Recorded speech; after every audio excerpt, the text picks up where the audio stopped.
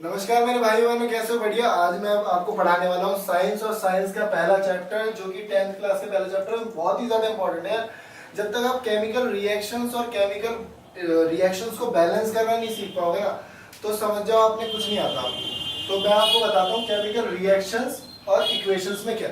देखो, जब भी कोई नया सब्सटेंस बनता है या नया प्रोडक्ट कोई भी बनता है, तो समझ जाओ कि केमिकल रिएक्शन हो रहा है। जैसे मैं बताऊँ आपको, respiration, digestion, burning of fossil fuel, या कोई भी चीज बन रही है, या अगर आपको देसी भाषा में समझाऊं तो पटाखों का फूटना, या उसमें कोई कलर का निकलना। ठीक है, तो ये सारे हमारे केमिकल रिएक्शन, या होली पे कलरों का बनना, तो ये सारे क्या है, केमिकल रिएक्शंस होते हैं। तो मैं आपको बताता हूँ इनमें कैसे पता चलेगा आपको कि केमिकल रिएक्शन कब हो रहा है और कैसे हो रहा है। अगर स्टेट में चेंज आ रहा है, स्टेट हमारी कौन कौन सी होती है? सॉलिड, लिक्विड और गैस। अगर इन तीनों स्टेट्स में चेंजेस आ रहे हैं तो केमिकल रिएक्शन हो रहा है। चेंज इन कलर, कलर में चेंज हो रहा है तो केमिकल रिएक्शन हो रहा है। चेंज इन टेम्परेचर, कोई चीज हीट हो जा रही है या फिर हमें हीट देनी पड़ रही है तो भी केमिकल रिएक्शन हो रहा है। और लास्ट क्या है? एवोल्यूशन ऑफ गैस, किसी गैस का निकलना। ठीक है, वो गैस कोई सी भी हो सकती है। तो पहले मैं आपको बताता हूँ चेंज इन स्टेट। अब देखो, यहाँ पे मैंने हाइड्रोजन को मिक्स किया, ये पहले गैस थी, और ऑक्सीजन मेरे पास फिर से गैस है। और जब मैंने इन दोनों को मिलाया तो क्या बना? H2O, पानी बना, और ये लिक्विड की फॉर्म में। तो ध्यान से समझो कि पहले मेरे पास दोनों गैस थी और लिक्विड बना, यहाँ पे पानी बना।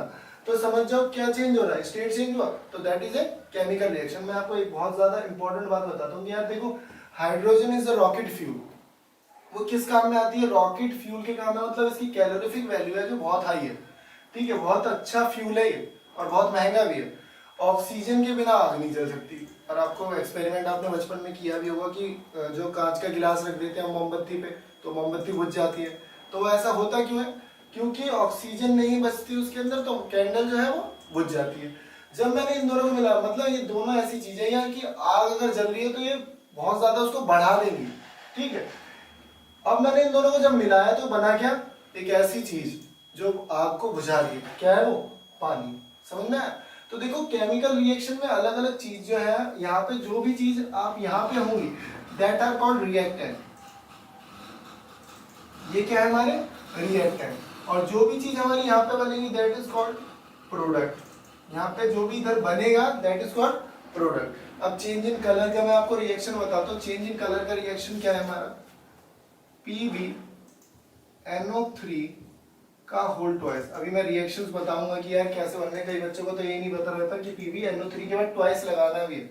तो मैं आपको वैलेंसी वगैरह दोबारा से बता दूंगा, क्योंकि कई बच्चों को वैलेंसी याद ही नहीं रहती।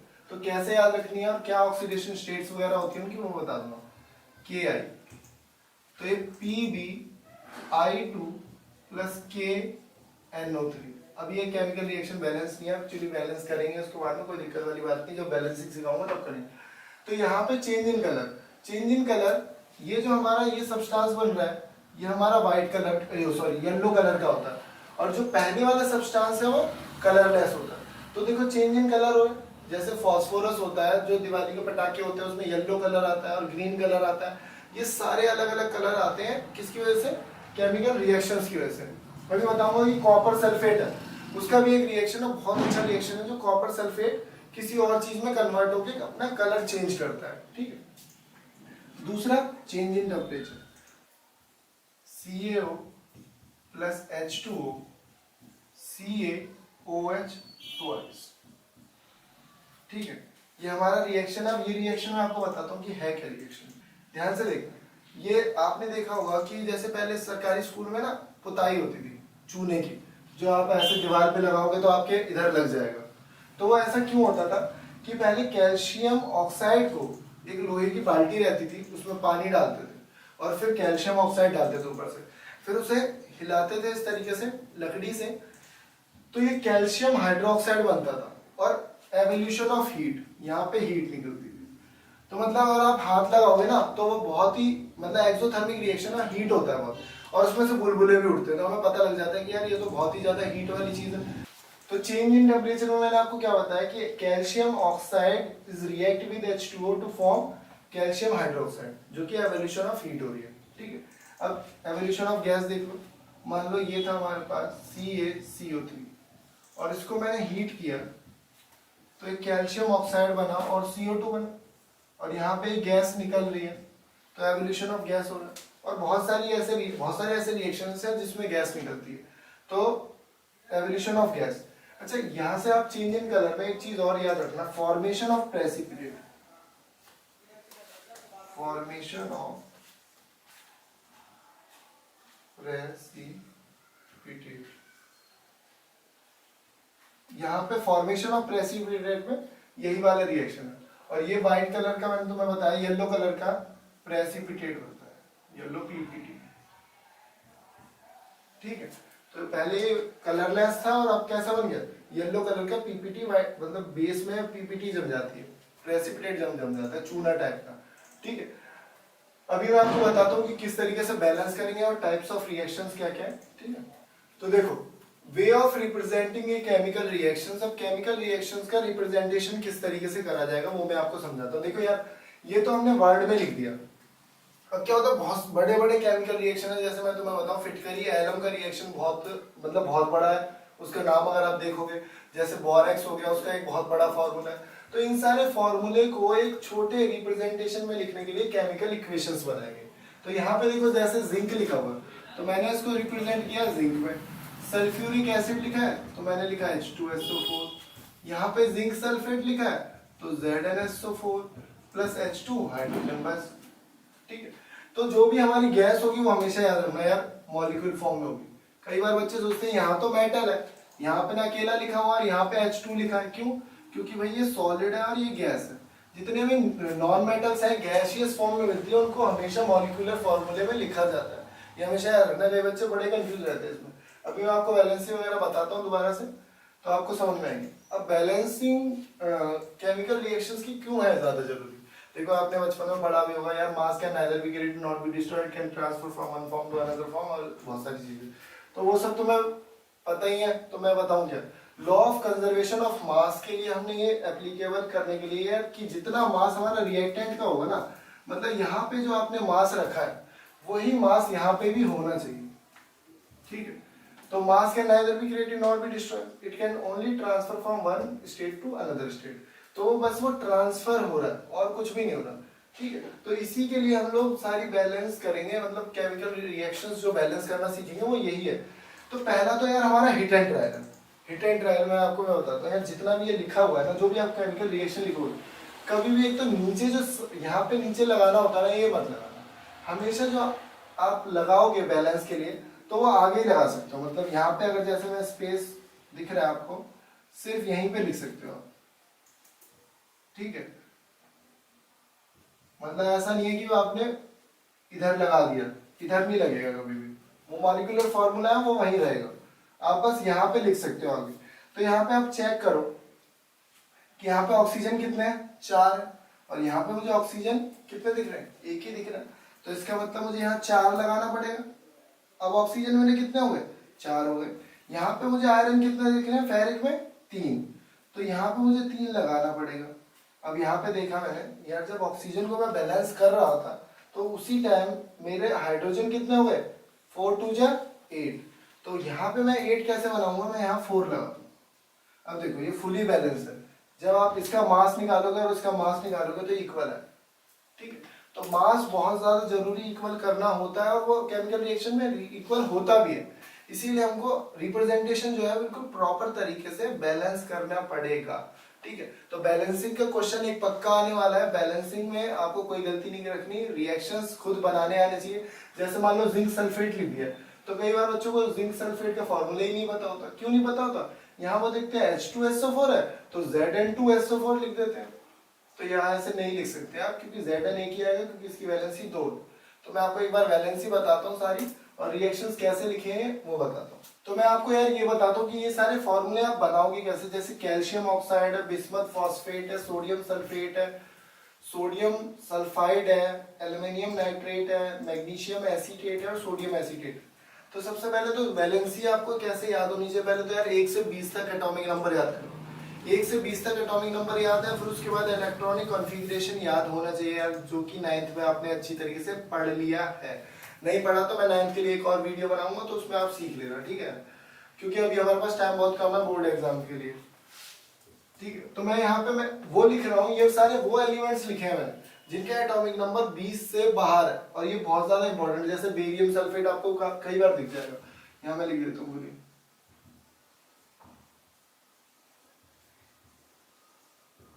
यहाँ आपको बेरियम सल्फेट दिख रहा है, जैसे लेड हो गया, नाम भी लिख देता हूँ।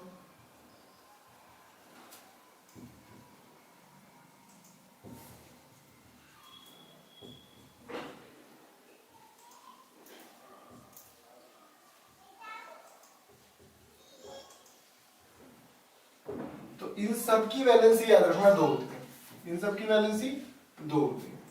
ये रिएक्शंस करते करते जाओगे तो सीख जाओगे। उसके बाद Ag जो हमारा सिल्वर है उसकी वैलेंसी 1 है। ठीक है, अब आपको बताता हूँ यार, जैसे कार्बोनेट लिखा है, कार्बोनेट यहाँ पे लिखा है तो उसकी वैलेंसी 2 होती है।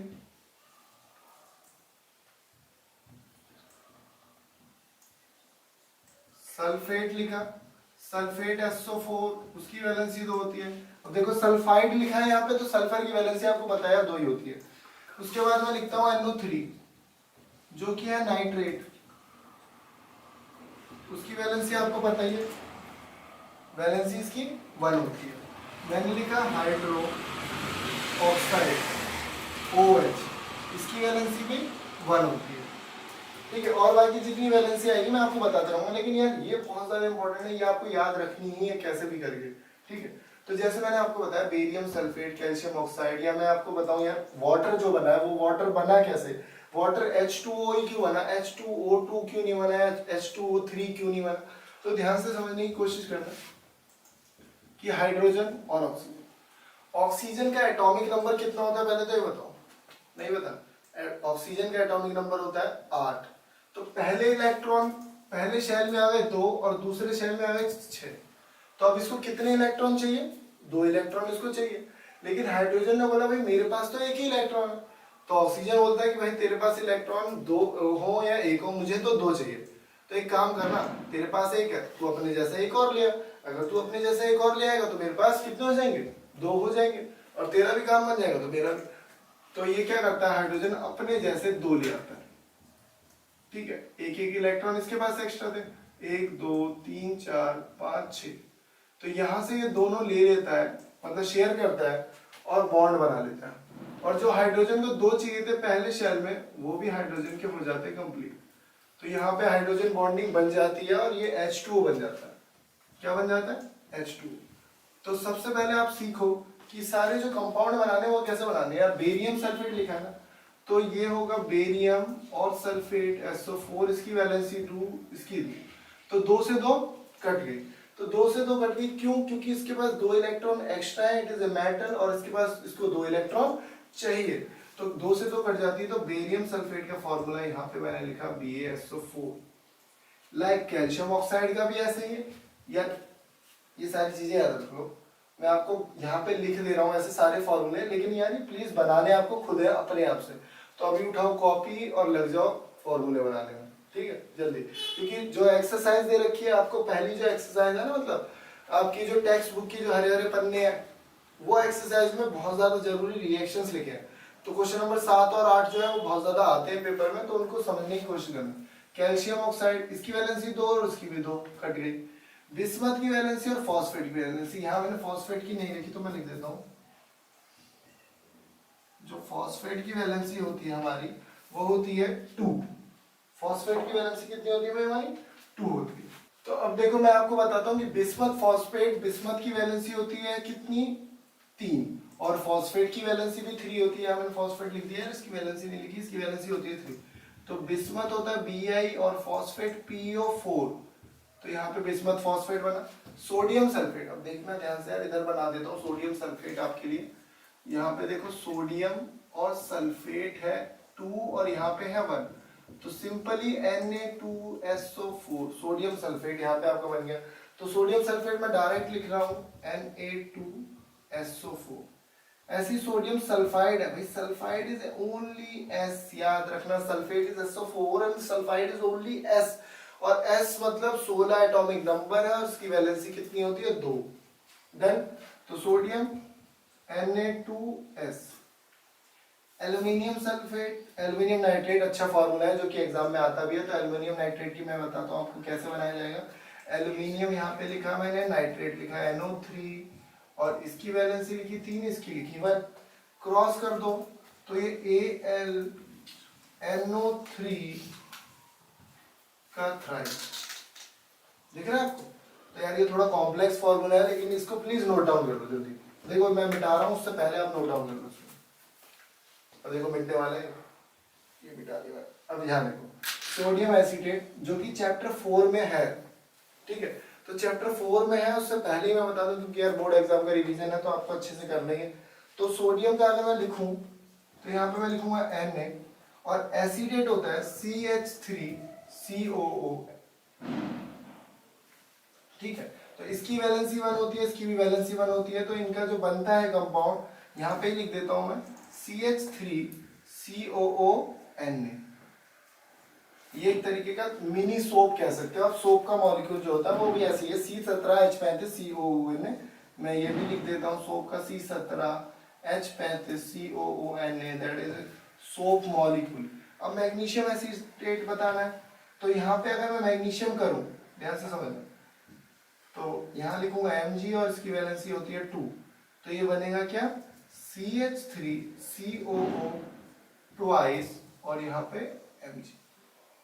बहुत ही इंपॉर्टेंट रिएक्शंस है यार, बहुत ज्यादा जरूरी है सीखने। अगर आप इन्हें नहीं सीख पा रहे तो यार मेहनत करो, मेहनत से ही आएगा। क्योंकि पूरी साल 9th में यही पढ़ाया जाता है, तीसरा चौथा चैप्टर इसी से रिगार्डिंग है कि आपका 10th में दिक्कत ना हो। 10th में फिर दिक्कत आपको अगर फेस करनी पड़ रही है तो मतलब इट इज रिडिकुलस। तो आप मेरी बात को ध्यान से समझो और चीजों को समझो कि इनकी वैलेंसी याद करो, 1 से 20 तक एटॉमिक नंबर याद करो। मैं बताऊंगा आपको कि इस तरीके से चैप्टर 5 में बहुत ज्यादा इंपॉर्टेंट टॉपिक है यार, कि अगर आपको 1 से 20 तक एटॉमिक नंबर याद नहीं है तो आप वो चैप्टर नहीं कर सकते। तो प्लीज इसको अच्छे तरीके से लिख लो, ये सारा इंपॉर्टेंट है, ठीक है। देखो अब बात करेंगे यार कॉम्बिनेशन रिएक्शन। ये कॉम्बिनेशन रिएक्शन में क्या होता है, when the two reactant is combined to form a single product. जैसे कि मैं कंबाइन करता हूं, मान लीजिए आप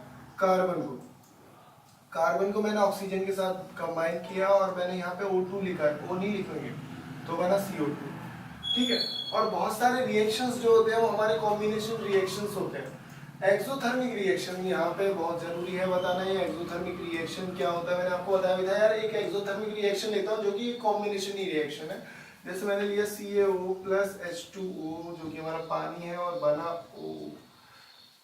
यहाँ पे हीट, यहाँ पे बहुत ज्यादा हीट फॉर्म होगी। तो जहाँ पे हीट एवोल्यूशन ऑफ हीट हो रही है, मतलब बहुत ज्यादा हीट निकल रही है, दैट इज कॉल्ड एक्सो। एक्सो का मतलब होता है निकलना और थर्मिक का मतलब टेम्परेचर से रिलेटेड है, मतलब raise in temperature. Exothermic reaction का मतलब है यार हीट निकल रही है, तो that's why it is called exothermic reaction. अच्छा, कई बार ना रिएक्शन में ये नहीं लिखा हुआ था कि ये क्या है ये क्या है, और आपसे पूछ लेगा कि when the quicklime is react with the CO2। अब क्विकलाइम की बात करूं तो भैया क्विकलाइम होता है CaO और when the quicklime is react with H2O water to form a slaked lamp, that is CaOH twice. CaOH twice is the slaked lamp. इसे हिंदी में बोलते हैं, इसे बोलते हैं सिंपल चूना, और इसे बोलते हैं भुजा हुआ चूना, और इसे बोलते हैं मार्बल या फिर चूना पत्थर। Limestone is CaCO3। तो ये बिल्कुल अच्छी तरीके से आपको चीजें याद होनी चाहिए। अब मैं बात करता हूँ, देखो डीकम्पोजिशन रिएक्शन। जैसे यार देखो यहाँ पे तो वर्ड से आपको पता ही लग रहा है कि यार क्या होता है बच्चों ने केमिस्ट्री में मार्क्स लेने का तरीका बताता हूँ। अगर आप रिएक्शन नहीं लिख रहे हो तो देखो पेपर में आपको टीचर को इम्प्रेस करना है यार, वो नहीं जानता आपको कितना आता है कितना नहीं आता। अगर आप रिएक्शन लिखते हो ना, एक टीचर पे अच्छा इंप्रेशन होता है। मैं भी जब चेक करता हूँ शीट्स तो मैं बस ये देखता हूँ कि यार बच्चे ने रिएक्शन लिखा है नहीं, या मैं रिएक्शन ढूंढता हूँ उसमें। तो जब तक रिएक्शन नहीं होगा आपका तो बिल्कुल मजा ही नहीं आया, मतलब ऐसा लगेगा यार इंग्लिश का पेपर चेक कर रहा हूँ क्या। अबे तो रिएक्शन होनी चाहिए, जब तक केमिस्ट्री में रिएक्शन नहीं है तो मजा नहीं आएगा, ठीक है। तो आपको कॉम्बिनेशन रिएक्शन देखो नाम से ही पता लग रहा है, लेकिन रिएक्शन वही बच्चा लिखेगा जिसे आता है, ठीक है। कॉम्बिनेशन रिएक्शन स्टेटमेंट तो कोई भी लिख देगा, when two reactants are combined to form one compound, है ना। तो आपको रिएक्शन लिखना जरूरी है। तो उसके बाद मैंने लिखा डीकम्पोजिशन। इसमें क्या है, जब एक कोई भी कंपाउंड हमारा, जैसे हमने फेरस सल्फेट ले लिया, फेरस सल्फेट को मैं हीट करता हूँ। फेरस सल्फेट को मैंने क्या किया, हीट किया, तो ये डिकम्पोज होगा। अरे याद रखना, ये ग्रीन कलर का क्रिस्टल होता है, मैं बार बार बता रहा हूँ आपको कि इसका एक एक्टिविटी दे रखी है, जो कि बुक में एक्टिविटी है कि एक लड़की क्रिस्टल टेस्ट ट्यूब में लेके खड़ी हो ग्रीन कलर का, वो वाली रिएक्टिविटी की फोटो भी आ सकती है। तो रिएक्टिविटी जो है, सॉरी एक्टिविटीज जो है उनको बहुत ध्यान में रखना आपको। और जो पीले कलर के, येलो कलर के, ऑरेंज कलर के बॉक्स बने रहते हैं उनको भी बहुत ज्यादा ध्यान रखना, उससे भी क्वेश्चंस आ जाते हैं। ठीक है, तो ferric sulphate that is of green colour मैंने लिखी दिया नीचे, तो कोई लिखने की जरूरत है नहीं। तो ये फेरिक ऑक्साइड बनता है पहले Fe2O3SO2 प्लस SO3। अब ये जो सल्फर डाइऑक्साइड बनता है, अच्छा, इसकी पंजेंट स्मेल होती है लाइक रोटन है, एक सड़े हुए अंडा होता है जैसे, यार बहुत ही बेकार स्मेल होती है। मैंने तो रिएक्शंस करे हैं तो मुझे पता है कि इसकी स्मेल कैसी होती है, मतलब दिमाग में चढ़ जाती है बिल्कुल। तो रिएक्शन की वो बोलेगा कि एक पंजेंट स्मेल है, मतलब एक बहुत बुरी स्मेल आती है इसकी, जो किसकी होती है, SO2 गैस की होती है। ठीक है, एक रिएक्शन जो है बहुत ज्यादा इंपॉर्टेंट, अभी करवाता हूँ, पहले इसका डिकम्पोजिशन करा दो। तो यहाँ पे इसका डिकम्पोजिशन अगर आप देखते हो तो CaO प्लस CO2 इसका डिकम्पोजिशन हो गया। अब यहाँ पे मैंने एरो लगा दिया, तो इसका मतलब समझ जाओ कि यार हीट देनी पड़ रही है, तो ये एक्सोथर्मिक रिएक्शन नहीं है, ये एंडोथर्मिक रिएक्शन है, हमें हीट देनी पड़ रही है। तो इसके आगे मैं अगर एंडोथर्मिक लिखना चाहूँ तो कोई दिक्कत नहीं होगी, एंडोथर्मिक। राइटिंग थोड़ी क्लियर नहीं आ रही होगी, लेकिन फिर भी मैं बोलता जा रहा हूं तो आप समझने की कोशिश करना। That is endothermic reaction when heat is applied. ठीक है, उसके बाद फेरस सल्फेट मैंने आपको बता दिया, ये भी बता दिया कि limestone is converted into quick lime, ये भी याद रखना है। Another one is lead nitrate, ये रिएक्शन बहुत ही अच्छा है कि यहाँ पे वो रिएक्शन बोलता है, एक रिएक्शन है जिसमें ब्राउन कलर की गैस एवोल्यूट हो रही है, मतलब एक ब्राउन कलर की। तो जैसे ही आपको ब्राउन कलर की गैस, तो समझ जाओ कि वो नाइट्रोजन की गैस है, NO2 है। तो अभी बताता हूँ कि किस तरीके से फॉर्म होगी। ये लेड ऑक्साइड में बदलेगा। सबसे पहले लेड ऑक्साइड यहाँ पे मैंने लिखा, और मैं यहाँ लिखूंगा NO2 प्लस O2। तो यहाँ पे ये रिएक्शन हमारा बनेगा, और ये एक्चुअली अभी बैलेंस नहीं है, इसको हम बैलेंस करेंगे। तो बैलेंसिंग अभी मैं और सिखाऊंगा भी आपको। तो यहाँ पे देखो, जैसे मैंने 2 लिखा है, तो पहले मैं PV लिखता हूँ, लेड नाइट्रेट, ये ब्राउन कलर की हमारी गैस है, ब्राउन गैस। तो यहाँ पे देखिए लेड नाइट्रेट, यहाँ पे NO3 कितने हैं, 6, मतलब अगर मैं काउंट करूं लेड को 1 है तो यहाँ पे भी 1 है, यहाँ पे 3 दूनी 6, और यहाँ पे दिख रहे हैं मुझे 5। तो सबसे पहले मैं क्या करूंगा, यहाँ पे अगर इवन ऑड होता है ना, तो सबसे पहले एक ऐसा नंबर लो जो कि दोनों से मल्टीप्लाई होगा। मैं अभी आपको बताता हूँ, जैसे मैंने यहाँ पे 2 लिखा, अब यहाँ पे देखा मैंने कि लेड यहाँ पे कितने हो गए, 2 हो गए, पहले मैंने यहाँ पे 2 किया। तो अब ये 3 दूनी 6 और 2 दूनी 12, मतलब ऑक्सीजन यहाँ पे 12 है। तो यहाँ पे ऑक्सीजन मुझे 12 कैसे बनाने हैं, अब यहाँ पे मैंने यार ऑड था तो इवन बना दिया, इसलिए 2 लगा के मैंने इसे इवन बना दिया। तो ऑक्सीजन को 12 बनाना बिल्कुल आसान हो गया। देखो मैं दोबारा बता रहा हूँ आपको कि बैलेंसिंग थोड़ी सी टफ, और केमिस्ट्री वैसे भी टफ है, आपको पता ही है कि एक्सेप्शंस बहुत ज्यादा होती है केमिस्ट्री में। तो यहाँ पे मैंने 2 लगाया है, तो 2 यहाँ पे लगाया, तो यहाँ पे 2 ऑक्सीजन हो चुकी है। नाइट्रोजन यहाँ पे देखो कितने हैं, नाइट्रोजन यहाँ पे तो 2 यहाँ से है, मतलब N के नीचे 2 लग रहा है, तो नाइट्रोजन यहाँ पे 2 है, और एक आगे भी 2 लगा हुआ है, तो नाइट्रोजन यहाँ पे कितनी हो गई है, 4 नाइट्रोजन हो गई। तो मैं नाइट्रोजन के आगे कितनी लिख दूंगा, 4 लिख दूंगा।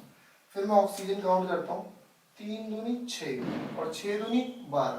तो 12 से मतलब क्या है मेरा कि यहाँ पे अब काउंट करता हूँ, यहाँ पे भी 12 होनी चाहिए, 4 दूनी 8 और 2 10 और 2 12, मतलब ये रिएक्शन बैलेंस। देखो यार, रिएक्शन सिर्फ एनसीईआरटी के करो, पहला स्टेप आपको एनसीईआरटी क्रॉस करो, एनसीईआरटी के बाद बाकी के रिएक्शन देखो। तो एनसीईआरटी में 3 रिएक्शन जो है, एक ये और एक ये रिएक्शन, जो कि बच्चे रोज भूल जाते हैं, मतलब आप रोज पढ़ोगे जब भी आपको याद हो गया। देखो किसी को पता नहीं आता कि SO2 और SO3 बनेगा, जो छोटे मोटे रिएक्शन है वो तो सबको याद रहता है कि CO2 बनेगा, ये रिएक्शन याद रहता है। ये वाले रिएक्शंस थोड़े से कॉम्प्लेक्स हैं और आप पहली बार पढ़ रहे हैं, तो आप इन रिएक्शंस को, ये देखो मैं स्टार मार्क कर रहा हूँ भाई, अभी नोट डाउन करो और इसको याद करो। ठीक है, तो हमने 2 टाइप के रिएक्शंस पढ़ लिए। भाई कॉम्बिनेशन रिएक्शन क्या है, जिसमें 2 चीजें कंबाइन होकर एक चीज बना रही है। H नहीं है यार, मैं पहले ही लिख देता हूँ, इसको हीट है, कहीं आप लोग कुछ और समझो, हाइड्रोजन गैस है, that is heat, evolution of heat. उसके बाद थर्मल डिकम्पोजिशन, अभी मैं फोटो इलेक्ट्रिक डिकम्पोजिशन भी बताऊंगा, इलेक्ट्रिक डिकम्पोजिशन भी बताऊंगा कि जैसे कैसे हम इलेक्ट्रिसिटी देते हैं अगर आपको पानी को ब्रेक करना है। अच्छा हाँ, कई बार क्या होता है बच्चे सोचते हैं यार पानी है, इसका मतलब हाइड्रोजन भी है ऑक्सीजन भी है, उनको मैं अगर ब्रेक करूं तो मुझे हाइड्रोजन गैस भी मिल जाएगी जो कि बहुत कॉस्टली है, मतलब रॉकेट फ्यूल है, और ऑक्सीजन भी मिल जाएगा जो कि बहुत ही लाभदायक है। लेकिन ऐसा होता नहीं है, पानी को अगर आप गर्म करते हो तो H2O के मॉलिक्यूल्स बनते हैं, वो जो उड़ जाते हैं वेपर्स की फॉर्म में, तो इसका मतलब वो भी अलग नहीं हो रहे। तो बात करेंगे कि उसको अलग कैसे करें, तो बहुत ही ज्यादा हाई वोल्टेज उसको दिया जाता है जब जाके हाइड्रोजन और मॉलिक्यूल मतलब हाइड्रोजन अलग होता है और ऑक्सीजन अलग होता है, मतलब बाय इलेक्ट्रोलिसिस प्रोसेस, तो इलेक्ट्रिसिटी दी जाती है उसमें। डन। तो मैं इसको रब करता हूँ, पढ़ते हैं दूसरी चीज। तो देखो जैसा मैंने आपको इलेक्ट्रोलिटिक डिकम्पोजिशन में बताया, उसमें क्या है आपको वाटर है यहाँ पे, और यहाँ पे फॉर्मेशन होगी H2 और O2 की, और यहाँ पे करंट दिया जाएगा, मतलब हाई वोल्टेज दिया जाएगा। तो यहाँ पे डिकम्पोजिशन होगी, देखो ये बैलेंस दिया, मैंने इसको बैलेंस कर दिया, ठीक है। तो ये हो गई इलेक्ट्रोलिटिक डिकम्पोजिशन, डायरेक्ट क्वेश्चन भी आ जाते हैं इस पे। उसके बाद फोटोलिटिक डिकम्पोजिशन मतलब क्या है, फोटोलिटिक का मतलब क्या है, कोई भी यहाँ पे AgCl और AgBr, ये दोनों रिएक्शन सनलाइट की प्रेजेंस में ही होंगे, हमेशा याद रखना। तो मैं ऊपर लिख देता हूँ सनलाइट। अगर आपने सनलाइट नहीं लिखा है, अगर आपने सनलाइट नहीं लिखा है तो याद रखना रिएक्शन नहीं होंगे। ये सिल्वर ब्रोमाइड, क्लोरोब्रोमोआइडो, ये सारे हैलोजन है हमारे, Ag प्लस Cl2। और कई बच्चे सोचते हैं Ag लिख देते हैं Cl लिख देते हैं, जो कि गलत है, Cl2 आएगा, क्योंकि मैंने तुम्हें बता दिया है ये गैस है और ये सॉलिड है। यहाँ पे Ag प्लस Br2, ठीक है। तो यहाँ पे 2 लगा दो और यहाँ पे 2 लगा दो, ये बैलेंस हो गई, ठीक है। अब डायरेक्ट क्वेश्चन नहीं पूछेगा वो, कि बोलेगा नहीं कि फोटोलिटिक डिकम्पोजिशन बताओ, वो पूछेगा कि the reaction used in black and white photography. तो रिएक्शन हमारा जो AgBr वाला है वो मोस्ट इंपोर्टेंट रिएक्शन है जो कि यूज होता है हमारा कहाँ पे, फोटोग्राफी। और कौन सी वाली, black and white, black and white. जो पुराने जमाने में रील वगैरह डलती थी ना, तो उनमें रिएक्शन यूज होता है। तो आपने देखा भी होगा कई रिएक्शंस, कई आपके जो दवाइयां होती है ना, तो वो कैसी बॉटल में होती है, वो ट्रांसपेरेंट बॉटल में ना होके ब्राउन कलर की बॉटल में होती है। क्यों होती है, और लिखा भी रहता है कि प्रोटेक्ट फ्रॉम सनलाइट। क्यों लिखा रहता है कि यार बहुत सारे रिएक्शंस जो है सनलाइट के प्रेजेंस में हो जाते हैं, और दवाई अगर जो भी है वो किस चीज के लिए बनी हुई है, अब डिकम्पोज हो गया तो रिएक्शन चेंज हो गया, इसका मतलब कुछ और बन जाएगा। तो समझ रहे हो आप। अच्छा, एंडोथर्मिक रिएक्शन मैंने बताया, जब इसे सनलाइट दी जा रही है, मतलब इसको हीट दी जा रही है, किसी भी फॉर्म में दे रहे हो, ठीक है, तो endothermic reaction in which heat is given to a reaction. उसके बाद मैं डिस्प्लेसमेंट बताता हूँ, उससे पहले मैं आपको एक रिएक्शन की सीरीज बताते हैं, रिएक्टिविटी सीरीज, जो कि याद होनी चाहिए। अब एक इसको याद करने का तरीका थोड़ा सा फनी सा है, लेकिन याद कर लेना बहुत ज्यादा जरूरी। काली, नाथ, का, माली, आलू, जरा, फीके, पकाता है। उसके बाद कॉपर, सिल्वर, गोल्ड, इनकी जरूरत नहीं पड़ेगी, लेकिन ये याद रखना कि काली, नाथ, का, माली, आलू, जरा, फीके, पकाता है। तो के फॉर पोटेशियम, सोडियम, कैल्शियम। देखो यार सिंबल आपको अच्छी तरीके से आता है, तो मैं ये नाम लिखूंगा पोटेशियम, तो टाइम वेस्ट नहीं कर रहा मैं, ठीक है। उसके बाद magnesium, aluminium, zinc, iron, lead, hydrogen. देखो ये रिएक्टिविटी सीरीज तो वैसे मेटल की है, लेकिन यहाँ पे नॉन मेटल है, और हाइड्रोजन का अभी तक नहीं पता लगा पाया है कि वो मेटल है नॉन मेटल है, या रिएक्टिविटी वो किस तरीके से दिखाता है, ठीक है। उसके बाद है कॉपर, फिर ये सिल्वर, और फिर है गोल्ड, ठीक है। तो मैं डिस्प्लेसमेंट रिएक्शन बताऊं यार, डिस्प्लेसमेंट का मतलब क्या होता है कि कोई पावरफुल रिएक्टेंट है जो कि डिस्प्लेस कर रहा है किसी एक लो केमिकल रिएक्टिविटी वाले एलिमेंट को, ठीक है। जैसे मैंने यहाँ पे जिंक लिया और यहाँ पे मैंने लिखा कॉपर सल्फेट, ठीक है। कॉपर सल्फेट जो कि ब्लू कलर का होता है, और जैसे ही जिंक डाल देते हैं, मान लो जिंक नहीं डालते हम लोग, फेरिक से रिएक्ट करते हैं। जब मैंने फेरिस से रिएक्ट किया इसे, तो फेरस सल्फेट बना और ये कॉपर बाहर निकल गया, तो ये जो ब्राउन कलर का होता है। तो देख रहे हो आप लोग कि कलर चेंज भी हो रहा है, हमने पहले भी पढ़ लिया था यार, कलर चेंज होगा तो ये केमिकल रिएक्शन है, ठीक है। तो ये डिस्प्लेसमेंट रिएक्शन क्या था, कि हमें पता है यार फेरिक, जो ये फेरस है वो ज्यादा रिएक्टिव है कॉपर से, देखो ऊपर है ना, तो समझ जाओ कि ये ज्यादा रिएक्टिव है, ये इसको डिस्प्लेस कर देगा। ऐसे बहुत सारे रिएक्शन आएंगे और कई बार क्या होता है रिएक्शन आपको दिया जाएगा और CuSO4 प्लस Ag, और कई कई बार बच्चे देखते देखते कुछ है नहीं, रिएक्शन उन्हें करना है, जबरदस्ती करना है, तो वो Ag से इसको डिस्प्लेस कर देते हैं और लिख देते हैं AgSO4 2 प्लस Cu, जो कि बिल्कुल रिएक्शन गलत है, क्योंकि यार Ag जो है कम रिएक्टिव है, Ag दिख रहा है ना, कॉपर से कम रिएक्टिव है, तो Ag इसको डिस्प्लेस नहीं कर सकता। तो याद रखें ये रिएक्शन जो कि है फिजिबल नहीं है, रिएक्शन नहीं हुआ। अब डिस्प्लेसमेंट के बाद पढ़ते हैं हम लोग double displacement reaction. Double displacement reaction. अब डबल डिस्प्लेसमेंट रिएक्शन में क्या है, मान लो मैंने कोई एसिड लिया या मैं कोई बेस लेता हूं NaOH और यहाँ पे मैंने एक एसिड लिया HCl, तो यहाँ पे देखना ये कंपाउंड है, ये आपको अलग अलग दिख रहे हैं ना चार, तो यहाँ पे ये इसके पास चला जाएगा और ये इसके पास आ रहा है, मतलब डिस्प्लेसमेंट जो हो रही है दोनों तरफ से हो रही है। यहाँ पे तो इसने इसको डिस्प्लेस किया तो ये सिंगल डिस्प्लेसमेंट है, ठीक है। अब यहाँ पे मैंने सिंपल एकदम एक कंपाउंड लिया जो कि यहाँ सॉल्ट बना H2 और वाटर बना, तो when base is react with acid to form a salt and water, okay. तो यहाँ पे डबल डिस्प्लेसमेंट रिएक्शन समझ गए ना आप, कि यहाँ पे भी कंपाउंड होगा और यहाँ पे भी कंपाउंड होगा। यहाँ पे देखो ये कंपाउंड था लेकिन ये तो एलिमेंट था, ठीक है। तो when the element is replaced in a compound, तो यहाँ पे सिंगल डिस्प्लेसमेंट और यहाँ पे डबल डिस्प्लेसमेंट होगा। और छोटा सा टॉपिक और बचा, उसके बाद वीडियो खत्म है, लेकिन ये बहुत ज्यादा जरूरी चीजें हैं जो कि फर्स्ट चैप्टर से रिलेटेड सारी चीजें बता रहा हूँ, और रिएक्शंस के क्वेश्चंस भी कराऊंगा कि किस तरीके से क्वेश्चंस एग्जाम में आएंगे, ठीक। तो देखो ये वाले रिएक्शन भी भाई डबल डिस्प्लेसमेंट के हैं, मैंने दोबारा इसलिए लिखे हैं क्योंकि ये रिएक्शन बहुत ज्यादा आते हैं यार। व्हाइट पीपीटी कई बार दे देता है कि व्हाइट पीपीटी फॉर्म हो रहा है, कोई कंपाउंड हमारा X है और वो कंपाउंड Y के साथ रिएक्ट होता है और ये व्हाइट पीपीटी बनाता है। तो आप याद रखना यार व्हाइट पीपीटी क्या होता है, लेड प्रेसिपिटेट होता है, सॉरी बेरियम सल्फेट होता है जो कि व्हाइट पीपीटी होता है। दूसरा रिएक्शन में दोबारा लिखा हूं यार, मैंने पहले भी लिखा हुआ है ये रिएक्शन और दोबारा देख लो इसे, क्यों लिखा है मैंने, क्योंकि लेड आयोडाइड येलो पीपीटी होता है और मैंने कई बार आपको बताया कि यार ये येलो पीपीटी क्यों बनता है, ठीक है। उसके बाद देखिए ऑक्सीडेशन और रिडक्शन। ऑक्सीडेशन का मतलब एडिशन ऑफ ऑक्सीजन और रिडक्शन का मतलब एडिशन ऑफ हाइड्रोजन कह सकते हो। मैं दोबारा लिख देता हूँ इन दोनों चीजों को। देखो अभी तो मतलब आप जब 10th में हो तो ऑक्सीडेशन और रिडक्शन सिर्फ ऑक्सीजन के बिहाफ पे या हाइड्रोजन के बिहाफ पे किया जाएगा।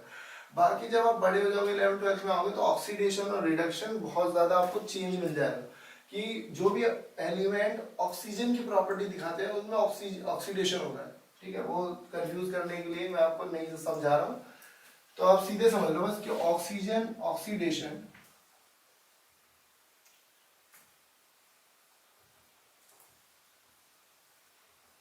एडिशन ऑफ O2 और रिमूवल ऑफ H2, ठीक है। उसके बाद रिडक्शन क्या है,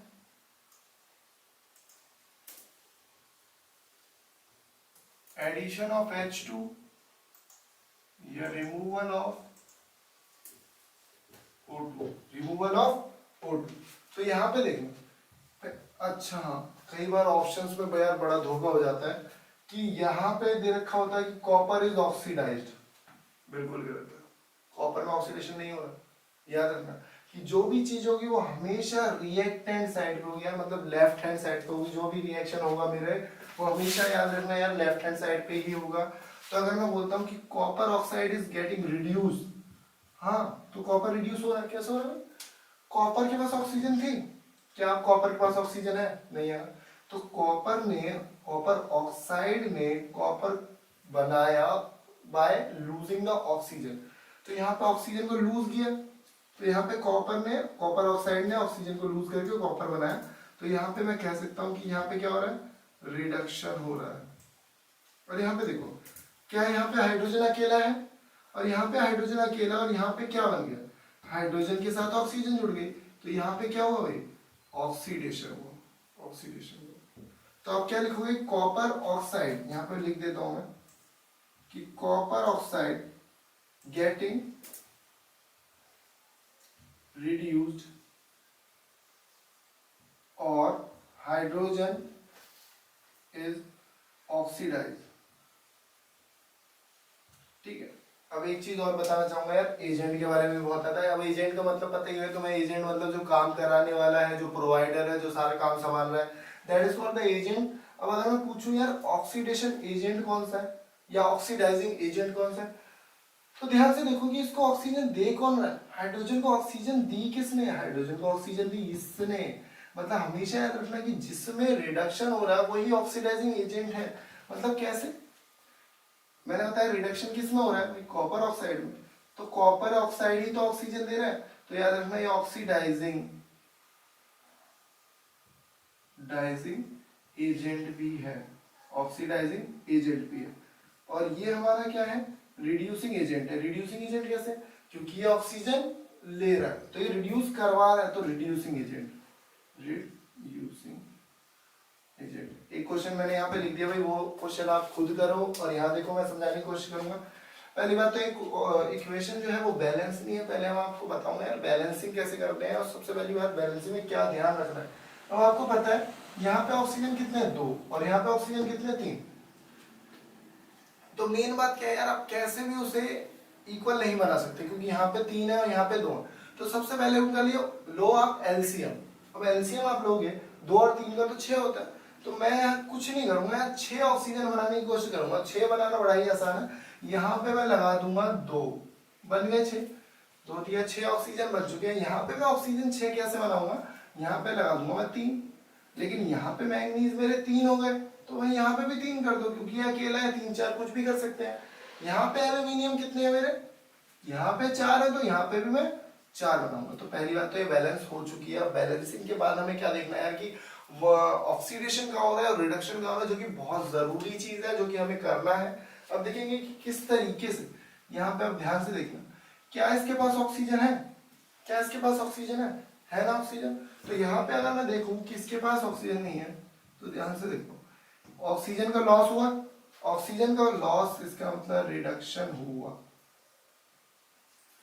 अब यहाँ पे देखो इसके पास ऑक्सीजन नहीं है, लेकिन यहाँ पे देखा तो इसके पास ऑक्सीजन आ गई, तो इसका मतलब यहाँ पे क्या हुआ है, इसका एडिशन ऑफ ऑक्सीजन हो रहा है, इसका मतलब ऑक्सीडेशन हो रहा है, ऑक्सीडेशन हो रहा है।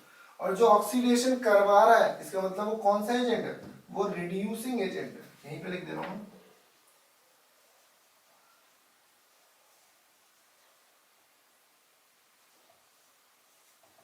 और यहाँ पे क्या लिखूंगा मैं, यहाँ पे रिडक्शन हो रहा है, तो इसका मतलब ये कैसा एजेंट है, ये ऑक्सीडाइजिंग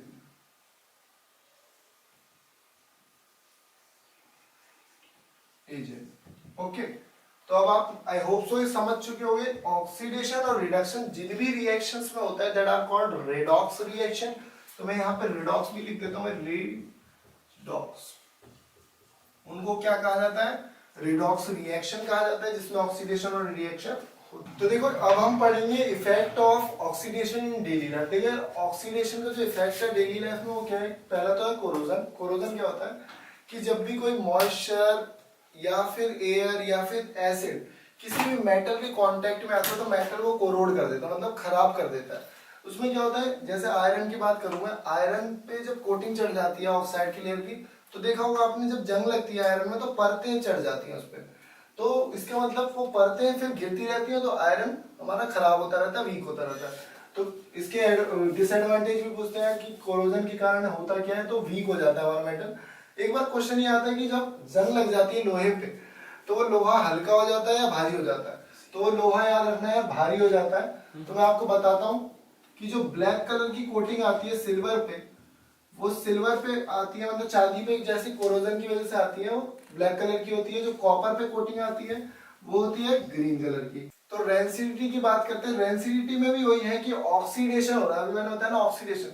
अब यहाँ पे क्या है, कोई मेटल वेटल खराब नहीं हो रहा है, जो फूड में हमारा फैट होता है ना, वो ऑक्सीडाइज हो रहा है। मतलब फैट ऑक्सीडाइज कैसे हो रहा है, जैसे तुमने कोई खाना बनाया, तो तुम्हें पता है कि यार उसका स्मेल और टेस्ट चेंज हो जाती है, अगर वो ज्यादा देर तक रखा रहे, 2 दिन हो जाए, 3 दिन हो जाए, तो उसका क्या मतलब क्योंकि वो उसमें ऑयल है, तो ऑयल वो ऑक्सीडाइज हो जाता है, जिसकी वजह से स्मेल और टेस्ट दोनों चीजें चेंज हो जाती हैं।